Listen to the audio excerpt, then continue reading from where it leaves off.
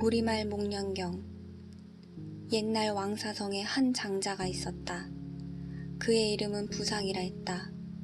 그는 큰 부자여서 낙타와 나귀, 코끼리, 말이 산과 들을 덮었으며 비단과 지주가 창고에 가득하였을 뿐만 아니라 여러 사람에게 나누어 준 빚도 그 수를 알 수 없을 만큼 많았다. 그는 말할 때는 언제나 웃음을 머금어서 인정을 거스리지 아니하고 육도 가운데서 항상 육바라밀을 행하였다. 그는 어느 날 갑자기 병이 들어 죽고 말았다. 그의 부부 두 사람은 오직 아들 하나를 길렀으니 그 이름은 나복이라고 했다. 그 아들은 아버지의 죽음을 보고 장례를 모시고 산소를 써 3년 동안의 복을 벗고 나서 어머니께 여쭈었다.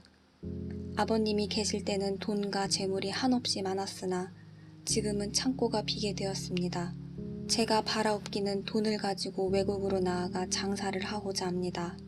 그리고 종 잉리로 하여금 돈을 가지고 오게 하여 계산해 보니 3천간이었다. 이를 셋으로 나누어서 하나는 어머니께 드려서 집안을 보정케 하고 또 하나도 역시 어머니께 드려 삼보를 공양하며 매일 백승제를 베풀게 했으며 아들도 하나를 가지고 금지국에 가서 장사를 경영했다. 어머니는 아들이 떠나는 것을 보고 종들을 불러놓고 말하였다. 너희들은 다 이리 오너라. 우리 집은 큰 부자다. 만약 스님들이 우리 집 문 앞에 와서 교화하려 하면 나를 위하여 몽둥이로 쳐주어서 목숨이 남아나지 않도록 하라. 그리고는 아들이 제를 올리라고 한 돈으로 돼지, 양, 거위, 오리, 닭, 개를 널리 사들여서 배불리 먹여 살찌워서 양을 기둥에 달아놓고 피를 내어 동이에 받으며 돼지를 묶어놓고 몽둥이로 때리니 슬픈 울음소리가 그치지를 않고 배를 가르고 간을 꺼내 귀신에 제사하는 것으로 모든 즐거움을 누리고 있었다. 나복은 본전 1천관을 가지고 외국에 간 진 3년 만에 본국으로 돌아왔다. 집에 40여리 떨어진 곳에 이르러 성 서쪽의 버드나무 밑에서 쉬면서 종 잉리로 하여금 집으로 먼저 돌아가 어머니께 말씀드리도록 했다. 만일 착한 인연을 지으셨으면 내가 이 돈을 가지고 돌아가 어머니께 공양할 것이고 만일 악업의 인연을 지었으면 나는 이 돈으로 어머니를 위해 보시하는 데 바치겠나이다. 잉리가 집에 돌아오니 금지가 멀리서 보고 달려 들어가서 마님인 청제 부인에게 사실을 알렸다. 서방님이 돌아오십니다. 마님이 금지에게 묻는다. 네가 어찌 아느냐? 금지가 대답하되 문 앞에서 잉리를 보고 서방님께서 돌아오시는 것을 알았습니다. 부인이 금지에게 명했다. 네가 나가서 문을 닫아 걸어서 잉리가 들어오지 못하게 하고 내가 창고에 들어가 당번을 꺼내어 후원에 늘어놓아 거짓죄를 지낸 모양을 꾸며놓거든 그때를 기다려 문을 열고 잉리가 들어오게 하여라. 잉리가 들어오자 말하기를 네가 서방님과 함께 떠난 이후로 나는 집에서 날마다 500승제를 지냈다. 네가 만일 믿어지지 않으면 후원 불당 앞에 가서 내가 재 올린 것을 보아라. 수저는 이리저리 흩어져 있고 향불의 연기는 아직 서려 있었으며 사발이며 대접의 설거지도 아직 마치지 못한 채로 있었다. 잉리는 급히 달려가 주인에게 보고했다. 마님께서는 보통 어른이 아니더이다. 마님께서는 날마다 500승제를 올렸습니다. 나복이 잉리에게 물었다. 네가 어찌 알았느냐? 제가 집에 돌아가 보니 수저가 이리저리 엇갈려 놓여있고 향을 사룬 연기는 자욱하고 스님네들도 방금 헤어져 그릇들의 설거지도 아직 끝나지 않은 채로 있었습니다. 나복은 이 말을 듣고 부끄러운 마음이 생겼다. 나는 여기서 멀리 어머니를 향해서 1000번 절을 하리라 하고 1000배를 드리고 있었다. 이때 동서 마을의 이웃과 집안 식구들이 나복이 돌아온다는 말을 듣고 그를 영접하기 위하여 성문 밖에까지 모두 나왔다. 그러나 나복이 절을 하느라고 일어나지 않음을 보고 물었다. 저 앞에는 부처님이 안 계시고 위에도 스님네가 보이지 않는데 예배함은 어찌 된 일인가? 나복이 대답했다. 나는 어머니께 부끄럽습니다. 어머니께서는 집에 계시면서 삼보를 공양하고 매일 500승제를 지냈다 합니다. 이 말에 이웃 사람들이 대답하되 그대의 어머니는 그대가 집을 떠난 후 집에서 산보사승이 찾아오면 몽둥이로 때려 쫓고 재를 올리라는 돈으로는 돼지와 염소와 거위, 오리, 닭, 개들을 많이 사서 잘 먹여 살찌게 하여 염소를 기둥에 달아매어 피를 내어 동이에 받으며 돼지를 묶어 몽둥이로 때려 끓는 물로 몸을 튀기니 그 비명소리가 끊어지지 않았을 뿐 아니라 이것을 또 배를 갈라 간을 꺼내어 귀신에게 제사를 지내는 등 갖은 환락을 다했다네. 나복이 드디어 이 말을 듣고 몸을 들어 땅에 부딪히니 온 몸에서 피가 흐르며 까무라쳐 쓰러진 채 오래도록 깨어나지 못했다. 어머니는 아들이 돌아온다는 말을 듣고 성 밖으로 그를 맞으러 나왔다. 그는 아들이 땅에 쓰러져 일어나지 못함을 보고 손을 잡고 아들에게 말하기를 너는 나의 맹세하는 말을 들어라. 강물이 저렇게 넓고 커도 그 위에는 출렁이는 파도가 있는 것과 같이 사람들 성공케 하는 사람은 적고 사람을 망하게 하는 자는 많으리라. 네가 떠난 뒤에 내가 너를 위하여 500승제를 지내지 않았다면 이제 내가 집에 돌아가는 대로 문득 중병을 얻어 이래를 넘기지 못하고 죽어 아비대 지옥에 들어갈 것이다.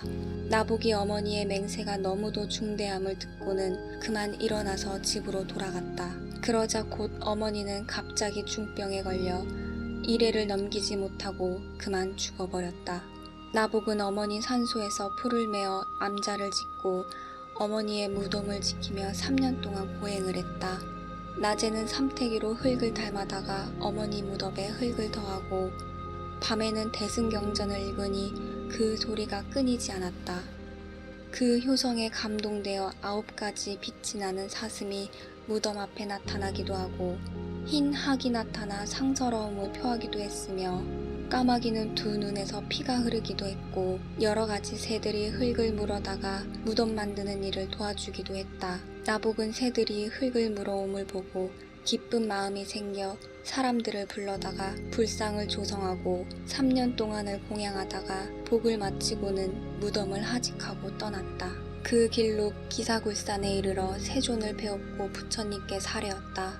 세존이시여, 부모가 이미 다 돌아가시고 복입기를 마쳤음에 부처님을 따라 출가하고자 원하온데 무슨 공덕이 있어야 하겠습니까? 세존께서 말씀하시기를 나보가 잘 왔다.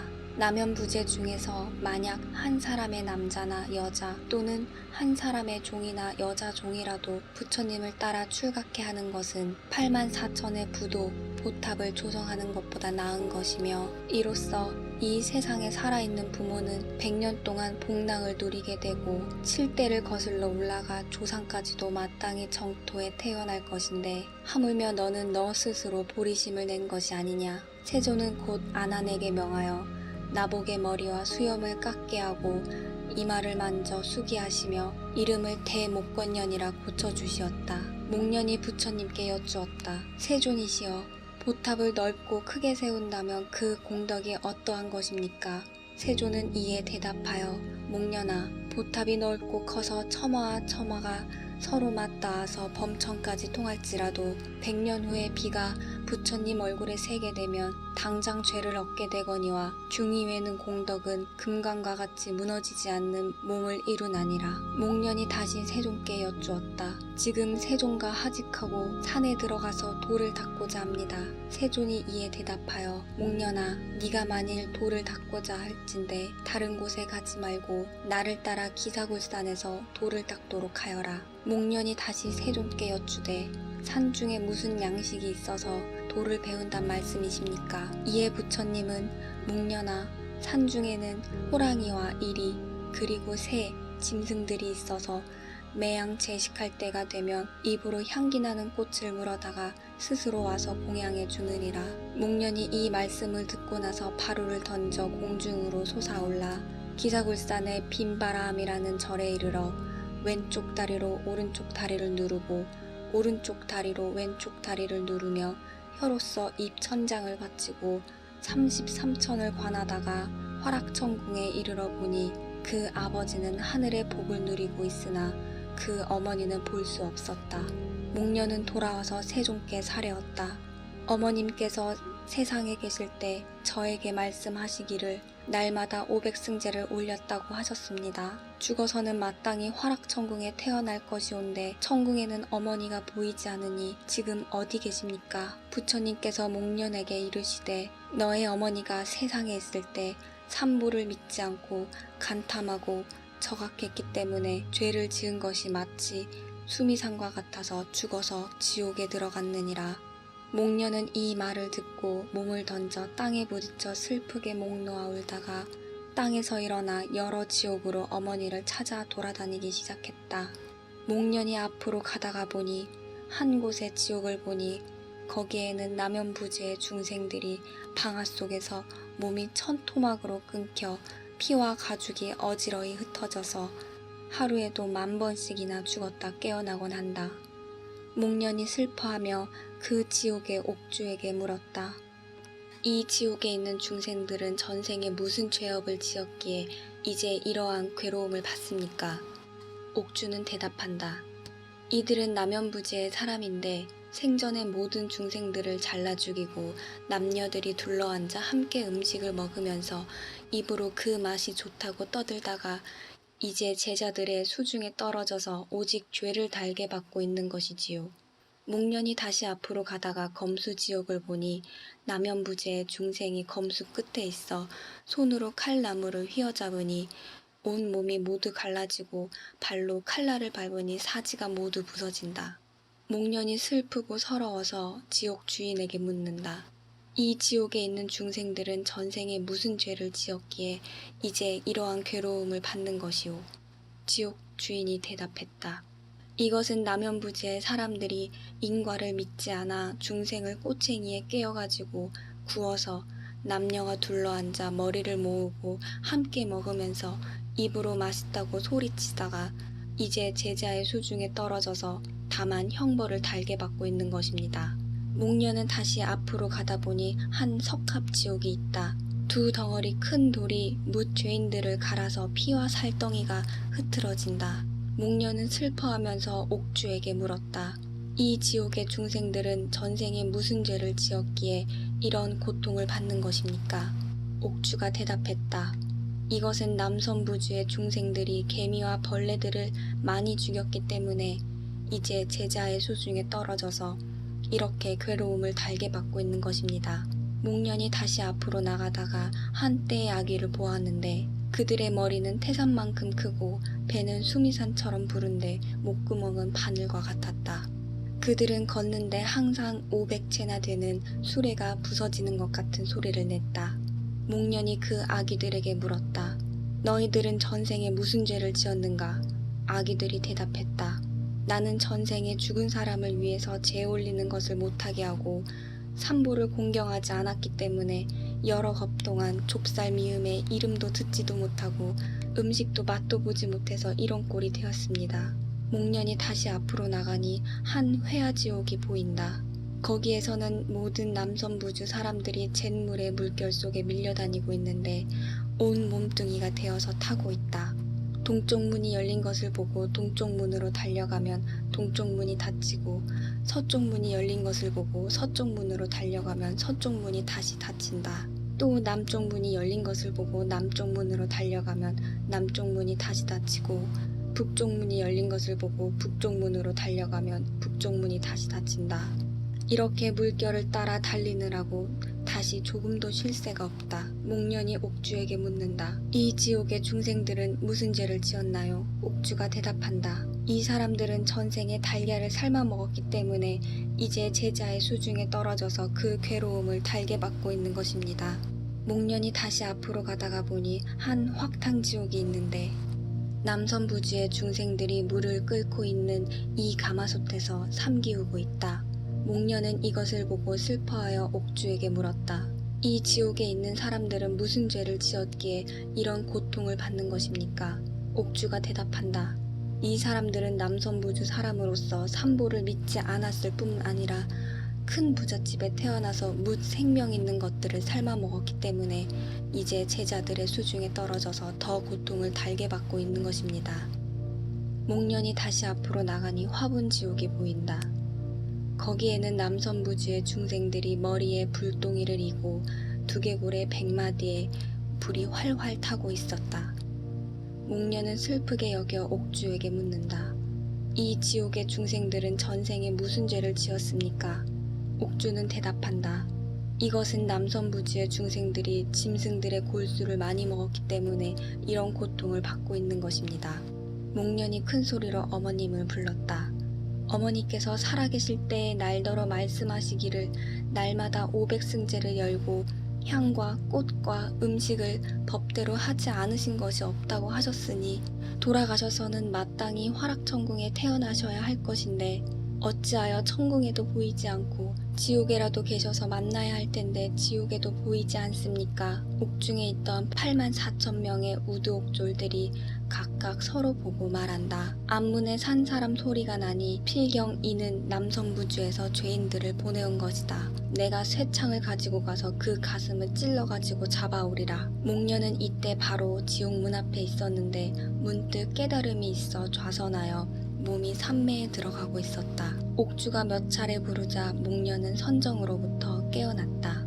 스님은 어떤 사람인데 우리 지옥 문전에 와 있는 것입니까? 목련이 대답한다. 빈도에게 화내지 마시오. 빈도가 특별히 여기 온 것은 우리 어머니를 찾고자 함입니다. 옥주는 다시 묻는다. 그대의 어머니가 여기 있다고 누가 말하던가요? 목련이 다시 대답한다. 석가모니 부처님께서 우리 어머니가 여기 계시다고 하셨습니다. 옥주가 다시 묻는다. 그러면 석가모니 부처님은 스님과 무슨 관계가 있습니까? 목련이 다시 대답한다. 그는 우리 스승님이시고 나는 그분의 제자 대목권년이올시다. 옥졸이 이 말을 듣고 머리를 숙이고 철창을 내던지고 1000여 번이나 절하면서 칭찬의 말을 한다. 착하고 착한 일입니다. 오늘날 과보로서 석가모니 부처님의 제자의 얼굴을 보게 되었습니다. 그런데 스님의 어머니께서는 성이 무엇입니까? 내 스님을 위해서 옥중에 가서 명부를 찾아보겠습니다. 이렇게 말하고 옥주가 들어가 문서를 검사해 보았으나 그런 이름이 없었다. 나와서 목련에게 말한다. 이제 옥중에 가서 문사를 검사해 보았으나 그런 이름이 없습니다. 아비지옥이 있으니 가보십시오.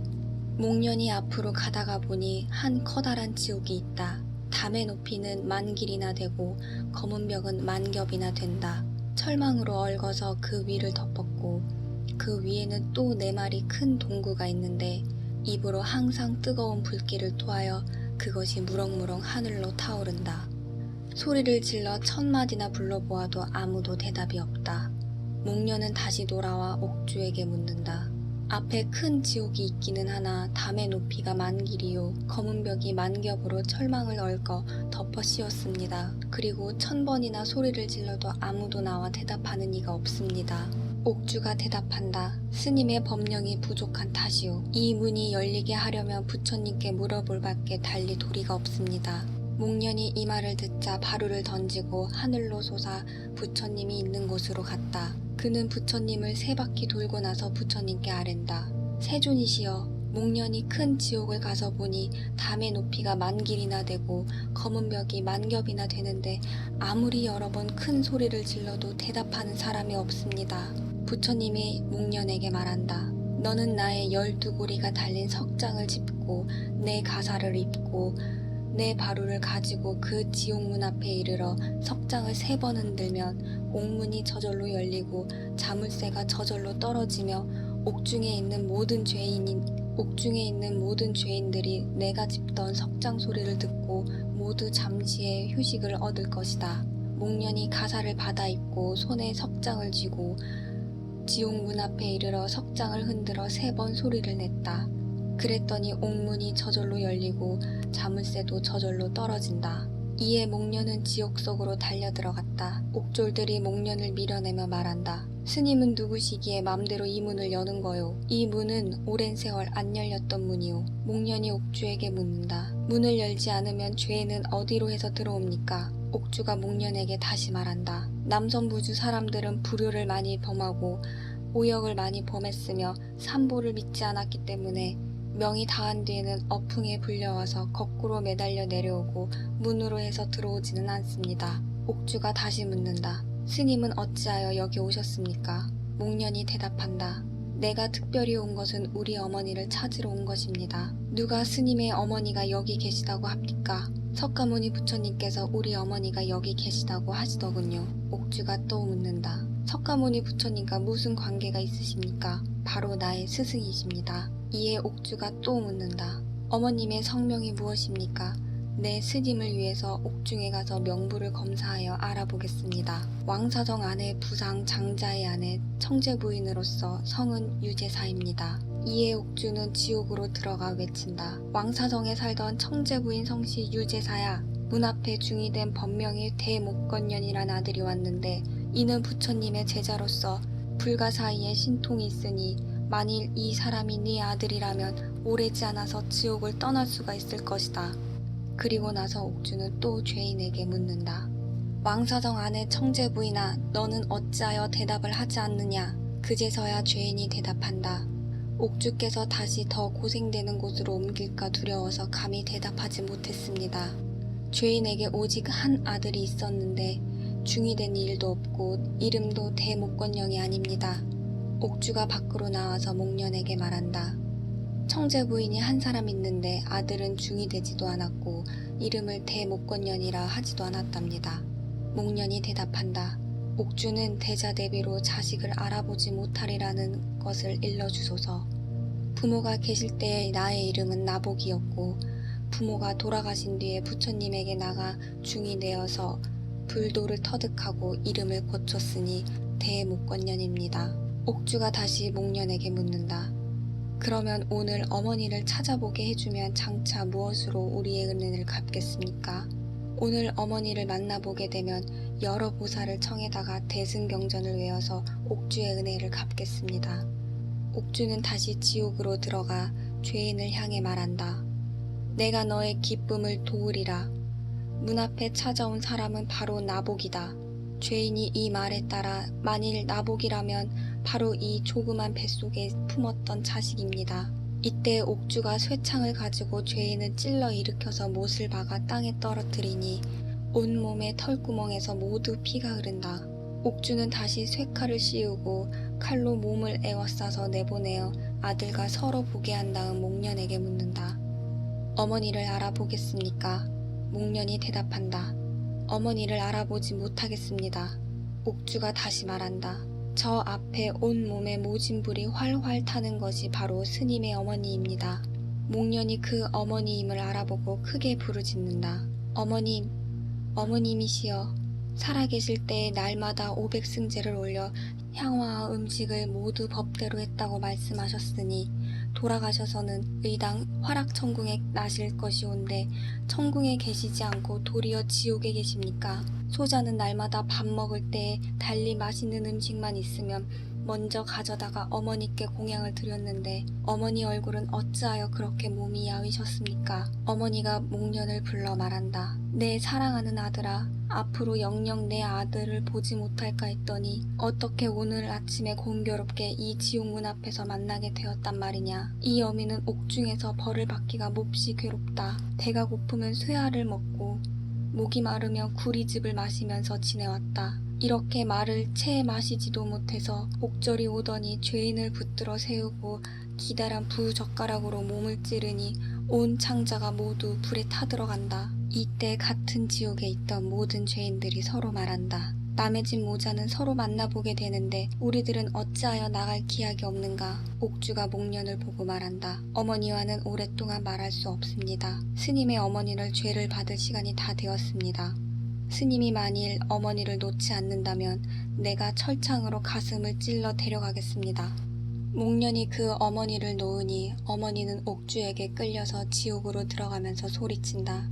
우리 아들, 사랑하는 내 아들아, 나는 고통을 참기가 괴로우니 백방으로 개교를 내어서 이 어미를 구해내어라.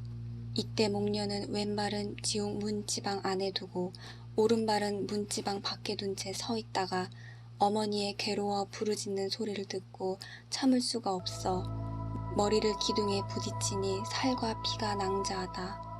이에 옥주에게 말하기를 내가 지옥 속에 들어가 어머니를 대신해서 죄를 받고자 합니다. 하니 옥주는 대답한다. 스님의 어머니는 엄령이 넓고 커서 서로 관여할 수가 없으니 지옥에서 나가게 되기를 원하거든 부처님께 고하는 수밖에 없습니다. 목련이 이 말을 듣고 바루를 던지고 하늘로 솟아 부처님 계시는 곳으로 가서 부처님을 3바퀴 돌고 나서 부처님께 여쭙니다. 세존이시여, 저희 어머니가 지금 지옥에서 죄를 받느라고 견디지 못할 고통을 겪고 있습니다. 어떻게 하여야 어머니를 구출해서 이 지옥을 벗어나게 할 수가 있겠습니까? 세존이 대답한다. 목련아, 내가 네 어머니를 구해주리라. 목련이 묻되 세존이시여, 구해낼 수 있겠습니까? 이에 세존이 대답한다. 만일 네 어머니를 구해내지 못하면 내가 오랜 겁 동안 지옥 속으로 달려가서 내 어머니를 대신하여 죄를 받으리라. 이때 세존이 도중에 모든 비구, 비구니아, 우바세, 우바이 등 무수한 억만 명을 거느리고 앞 위로 둘러싸게 하고 허공에 몸을 훑으니 그 높이가 7다라수만 하다. 이에 석가모니는 미간에서 5가지 색깔의 광명을 내어 그 빛으로 지옥을 깨뜨렸다. 철상지옥은 변해서 연화자가 되고, 검수지옥은 변해서 백옥으로 만든 사다리가 되고, 확탕지옥은 변해서 부용지가 되었다. 그때 염라대왕이 칭찬하여 말한다. 착하고 착하도다. 이제 내가 친히 부처님께 예배하고 향을 피울 수 있겠구나. 이러고서도 부처님이 이 세상에 계신 것을 믿지 않을 수 있겠느냐. 이렇게 말하면서 우두옥조를 시켜서 죄인을 놓아 모두 하늘에 다신하게 하였다. 목련이 또 세존께 묻는다. 모든 죄인들은 모두 하늘에서 태어났사온데 어머님은 어느 곳에 탁생되셨습니까? 석가모니가 목련에게 대답한다. 너의 어머니는 살아생전에 죄근이 깊고 무거우며 업장이 다하지 못했으므로 대지옥에서는 나왔으나 다시 소호감 지옥으로 들어갔다. 모든 보살들이 죄 올리고 남은 밥 한 바루를 너에게 줄 것이니 지옥 속에 가서 어머니께 드려보아라. 목련이 밥을 얻어가지고 지옥으로 가서 어머니가 밥을 보고 탐나는 마음을 고치지 못해서 왼손으로 밥을 움켜쥐고 오른손으로 사람을 막으면서 밥을 입속에 넣으니 전과 같이 그 밥이 변하여 모진 불이 되었다. 목련이 세존에게 묻는다. 어떻게 하면 흑암지옥에서 벗어나게 하겠습니까? 세존이 대답한다. 너의 어머니를 흑암지옥에서 벗어나게 하려면 모든 보살을 청에다가 대승경전을 외우고 읽어야만 흑암지옥을 떠날 수가 있을 것이다. 이에 목련이 바로 부처님의 교칙을 좇아서 모든 보살을 청에다가 대승경전을 외웠다. 그랬더니 목련의 어머니는 그 흑암지옥에서 나와서 또 아기 속에 태어나게 되었다. 목련이 다시 세존께 여쭙는다. 어머니께서 지옥 속에 계신지 날이 오래되었사오니 어머니와 함께 항아수가에 가서 물을 마시고 배를 씻어드릴까 합니다. 세존이 대답한다. 모든 부처들이 물을 마시면 그것은 마치 좋은 젖과 같고 모든 중들이 물을 마시면 마치 단 이슬과 같고 10선인이 물을 마시면 능히 목마름을 면할 것이나 너의 어머니가 물을 마시면 그 물이 뱃속으로 흘러들어가서 모진 불로 변해서 창자를 태워 없애고 말 것이다. 목련이 또 세존께 묻는다. 그러면 어떻게 하여야 어머니가 아기의 몸에서 떠날 수 있겠습니까? 세존이 대답한다.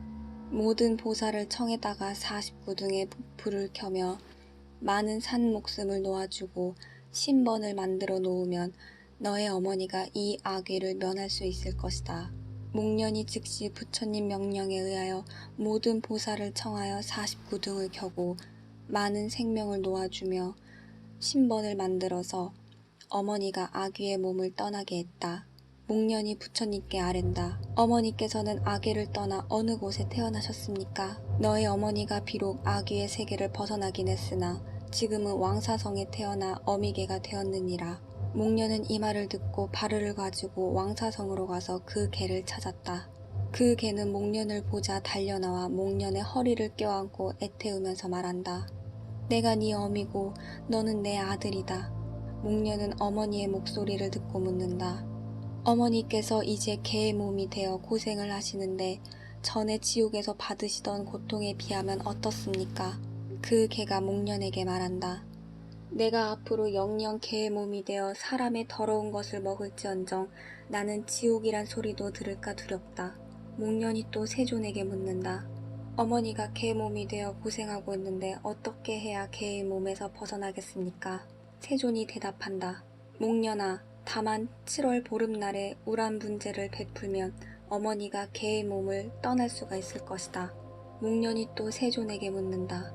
무슨 까닭에 13일, 14일은 택하지 않고 꼭 7월 15일을 택하십니까? 목련아, 7월 15일은 중들이 해제하는 날이다.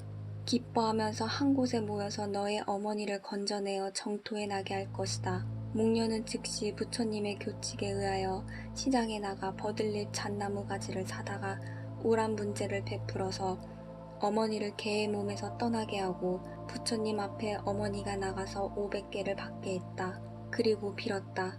원컨대 어머니는 삿된 마음을 버리고 바른 길로 돌아가시옵소서. 이 목련의 효심이 천모를 감동시켜 와서 그를 영접해다가 도리천궁에 태어나게 하여 모든 즐거움을 받으며 또 당시에 설법하여 중생들을 건져내었다. 만일 선남자 선여인이 부모를 위하여 이 경을 써서 가지고 읽어대면 3세의 부모와 7대의 죽은 조상이 곧 정토에 왕생하여 모두 해탈할 것이며 입고 먹는 것이 제대로 되어서 장수하고 부귀를 누릴 것이다. 부처님이 설명하기를 마치자 천룡팔부와 인비인 등이 크게 기뻐하여 신심으로 받들어 행할 것을 맹세하며 예배하고 물러갔다.